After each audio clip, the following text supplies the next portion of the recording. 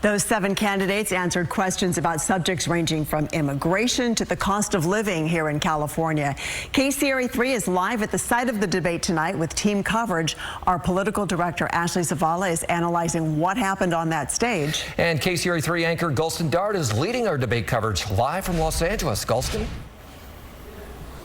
Yeah, hey Curtis. Well, I mean, the debate itself started off focused on the issues, things like homelessness, immigration, you mentioned, wildfires, important issues to Californians. Then about halfway through, candidates started going after each other, some trying to, it appeared, to score points against those who have been polling higher. Case in point, this is a particular confrontation that happened between former Representative Katie Porter and Riverside Sheriff Chad Bianco, discussing, of all things, her mothering skills. Here's a little bit of what happened. I think we ought to enforce the existing sanctuary laws everywhere so we don't have crazy cowboys taking the law into their own hands. Tell that to a crazy mother who lost her child. Sir, I don't need any lectures from you about being a mother. Of course, you might. Okay. Again, please. Yeah. All you have done this evening is shout past me and not given me a chance to respond. That was obviously a scripted answer that didn't fit, but go ahead. So after the debate, the candidates all went to the spin room, and it didn't stop there. I caught up with both Bianco and Porter and asked them if they wanted to clarify their statements. Katie's trying to raise herself in the polls. There's nothing going on between the two, except I will not allow people to lie. My entire existence as a professional is based on honesty. Every single day, I can lose my job if I tell a lie, whether I tell it at home in private or whether I tell it at work. I can lose my job for lying. And I'm sitting on that stage with 6 people that want to be your governor that lie repeatedly. Look, Sheriff Bianco has made pretty clear that he doesn't respect women. And he dismissed my experiences tonight as a mother, something that he experienced that he's never going to have. I think it's important. I'm a law professor. I care deeply about the law and about it being followed. If the sheriff wants to advocate for different laws than we currently have, that's his right, and I'll protect that right. But what he doesn't have, what he should never do, is think that he's above the law or he's in charge of making the law.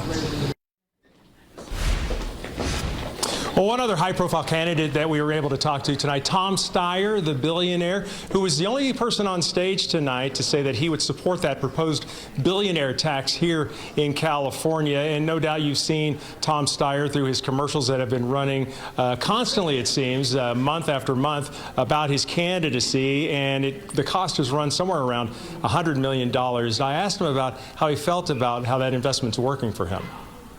There's been a lot made about the $100 million or so that's been put out with the commercials with you. Are you happy with the results? Is there some frustration that you're not higher in the polls? No. Look, I am the only billionaire on the ballot, but I'm not the only billionaire in this race. There are tons of billionaires supporting my opponents. The big corporations that are spending tens of millions of dollars to stop me are supporting my opponents.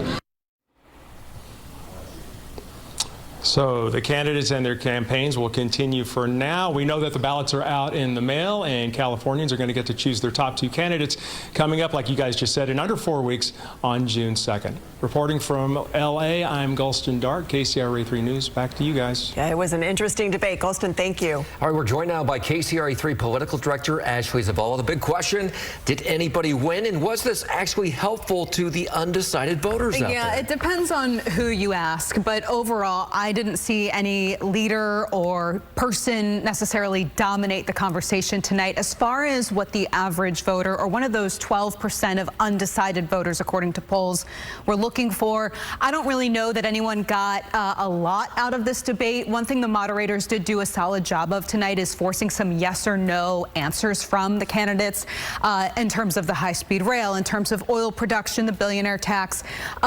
Some key issues, but again, this was it's been tough for any of these candidates to stand out in such wide fields. You are so dialed in with what all the candidates are saying, and just kind of the general pulse of the political class. What is the takeaway from tonight? What are the candidates saying? Right. Well, so according to Katie Porter, Tom Steyer, and Matt Mahan's campaign specifically, they have declared victory in this debate.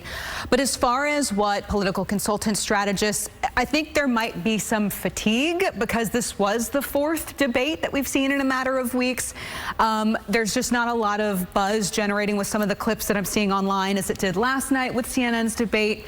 And so it's sort of, it just seemed like another chapter again in this very wide field of candidates, of people not really separating themselves from that wide field. Kind of ho-hum at the end of it. All right. In top polling, Democrat Javier Becerra had another night where he was getting attacked, but he skipped the spin room. We like to be in the spin room and try to get the perspective after the debate of how it went, but he wasn't there. What happened? Right. I mean, well, Golston reported at 10 o'clock that Javier was the only candidate who did not make it into the spin room.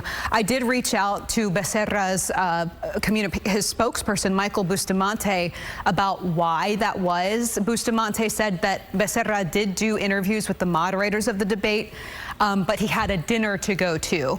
Now, again, noting that all the other candidates stuck around, people saw the value of Mr. Bianco, Ms. Porter sticking around, giving their sides of the story, being able to sort of flesh out what their arguments were. We don't get that chance with Mr. Becerra, and I'll note that one thing that is buzzing online is that he also did that during the very first debate, which was held by Nexstar. We should note our current governor, Gavin Newsom, he made himself available a lot on the campaign trail, even as most recently as October of 2022, when he was gonna win the governor's race by a landslide. He still made himself available to journalists. And typically, just if you're looking at someone's schedule, they're going to schedule the time to talk to reporters after the debate. It's a fundamental part of the job. Generally speaking. So there has been a lot of pressure on the lower polling Democrats by the Democratic Party to drop out if it looks like they're not going to be viable candidates, because you're splitting the Democratic vote between so many candidates. You could see two Republicans, bouncing into November. So do you think if they don't get the bounce they need after these two debates, we may see someone drop out? Yeah, at this point, I'm just not hearing that from any of even those lower polling candidates, including Tony Thurmond, who was not on stage tonight. He's polling at 1% right now. Antonio Villaraigosa, I mean, he's showing a lot of energy, a lot of push in tonight's debate and last night's as well. He's also polling very low. San Jose Mayor Matt Mahan, who's trying to break through. I mean, his campaign is up and at him. It doesn't seem like any of these people intend to drop out, but also we should note, I mean, even if they do drop out, their name is still on the ballot. And so it's just, I mean, at this point, it's sort of like there's still several weeks left before the election, and that could be an eternity in politics.